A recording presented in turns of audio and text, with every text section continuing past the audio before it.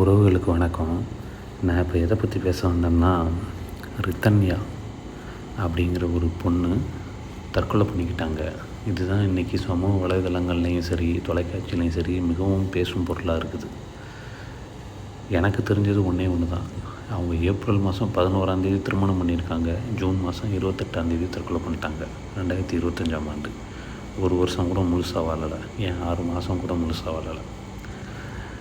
ஒரு விஷயத்தை நீங்கள் தெளிவாக புரிஞ்சுக்கங்க.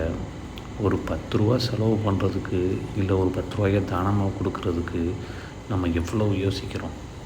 அப்படி இருக்கும் பொழுது தன்னோட மகளை அவ்வளோ பணம், அவ்வளோ நகை, காரு இதெல்லாம் கொடுத்து திருமணம் செய்து வைக்கிறாங்க ஒரு நபருக்கு. அப்போ அந்த நபரை பற்றி விசாரிக்காமல் இருந்திருப்பாங்களா, இல்லை அந்த குடும்பத்தை பற்றி விசாரிக்காமல் இருந்திருப்பாங்களா? இதை வந்துக்கிட்டு என்ன நடந்துச்சு, என்ன பிரச்சனைங்கிற விஷயத்த விசாரித்து தவறு செஞ்சவங்களுக்கு தண்டனை கொடுக்கறதுக்கு அரசாங்கம் முயற்சி பண்ணிக்கிட்டு இருக்குது. அதுக்கான வேலையில் அவங்க ரொம்ப தீவிரமாக ஈடுபட்டுக்கிட்டு இருக்கிறாங்க. என்னோடய கருத்து என்னென்னா, நான் தற்கொலையை பற்றி தான் பேச வந்தேங்க. தற்கொலை பண்ணணும்னு நீங்கள் முடிவு பண்ணிட்டீங்கன்னா, ஏன் வாழணும்னு முடிவு பண்ண மாட்டேங்கிறீங்க? ஒரு விஷயம் நல்லா தெரிஞ்சுக்கங்க. நீங்கள் தற்கொலை பண்ணும் பொழுது உங்களோட பெற்றோர்கள், உங்களோட உறவுகள், சகோதரன் சகோதரிகள், நண்பர்கள் எல்லாத்தையும் தூக்கி போட்டுட்டு தான் தற்கொலை பண்ண போகிறீங்க. அப்படி எல்லாத்தையும் தூக்கி போட்டுட்டு தற்கொலை பண்ண போகும்போது ஏன் ஒரு நிமிஷம் சரி ஓகே இது எல்லாத்தையும் விட்டுட்டு நம்ம வாழ்ந்து பார்க்கலான்னு யோசிக்க மாட்டேங்கிறீங்க?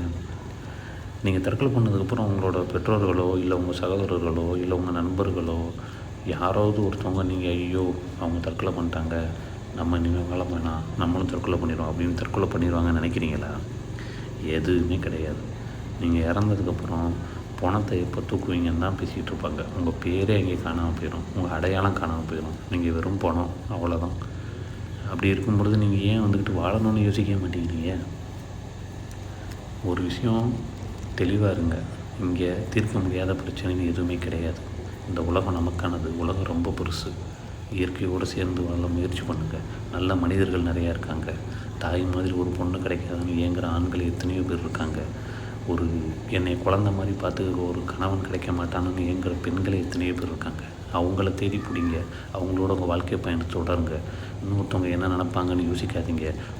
பொருள், பொருளாதாரம் இது இருந்தால் போதும் வாழ்ந்துடலாம் அப்படிங்கிற மனநிலையிலேருந்து வெளியில் வாங்க. நல்ல நண்பர்களோடையும் நல்ல மனிதர்களோடையும் சேர்ந்து வாழ முயற்சி பண்ணுங்கள். இயற்கை நமக்கு நிறையா கொடுத்துருக்கு. சந்தோஷமாக வாழலாம்.